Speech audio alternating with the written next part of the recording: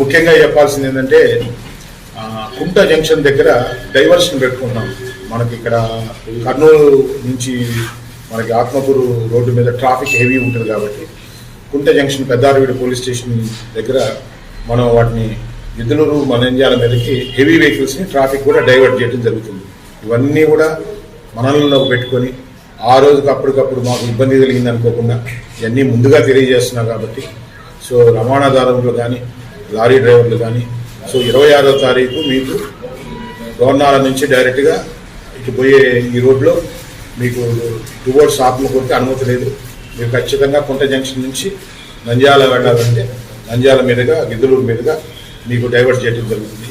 25వ తారీఖు రాత్రి నుంచి 2 వీలర్స్ ఏవి కూడా 3 వీలర్స్ కానీ 2 వీలర్స్ కానీ ఎట్టి పరిస్థితుల్లో కూడా కొండ మీదకి అనేది అనుమతించడం జరగదు. సో ఆ బళ్ళు ఖచ్చితంగా ఇక్కడ మన మల్లికార్జునపురం అక్కడ వాళ్ళందరికీ కూడా పార్కింగ్ ఏర్పాటు చేయడం జరిగింది. ఖచ్చితంగా అక్కడ పార్క్ చేసుకునే బళ్ళు ఖచ్చితంగా బస్సుల ద్వారానే పైకి పోవాల్సి ఉంటుంది. అట్లాగే ఈ పాదాలంకరణ టైంలో కూడా సో హెవీగా పైన జామ్ అయినప్పుడు మనం ఖచ్చితంగా ఇంకా ప్లేస్ లేదు శ్రీశైలంలో అనేటప్పటికీ మనం 4 వీలర్స్ కూడా మనం ఇక్కడ హోల్డ్ చేయాల్సి వస్తుంది.